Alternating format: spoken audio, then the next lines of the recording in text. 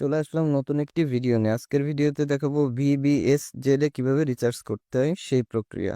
তার জন্য সরাসরি VBSZ অ্যাপে প্রবেশ করতে হবে। প্রবেশ করার পর রিচার্জ নামের যে অপশনটি দেখতে পাচ্ছেন সেটার মধ্যে ঢুকতে হবে। সেটার মধ্যে ঢোকার পর বিকাশ, নগদ, পে নামের একটি অপশন দেখতে পাচ্ছেন। তার পাশে নিশ্চিতকরণের একটি অপশন আছে, সেটার মধ্যে ঢুকতে হবে। সেটার মধ্যে ঢোকার পর আপনি যে প্যাকেজটি কিনবেন সেই প্যাকেজের নির্ধারিত অ্যামাউন্টটি সিলেক্ট করবেন। সিলেক্ট করার পর নিচে দেখেন রিচার্জ অনুরোধ জমা দিন নামের একটি অপশন দেখতে পাচ্ছেন, সেটার মধ্যে ঢুকবেন। সেটার মধ্যে ঢোকার পর আপনার সামনে নতুন একটি পেজ ওপেন হবে।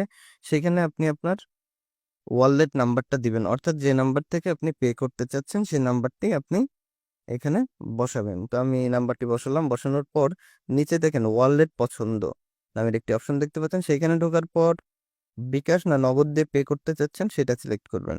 তো আমি সিলেক্ট করলাম। সিলেক্ট করার পর দেখেন পরবর্তী পদক্ষেপ নামের একটি অপশন দেখতে পাচ্ছেন, সেটার মধ্যে প্রবেশ করবেন।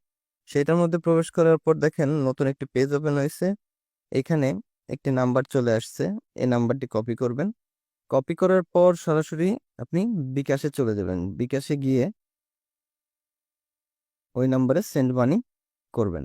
দেখেন আমার বিকাশ থেকে ওই নাম্বারে সেন্ড মানি করা কমপ্লিট।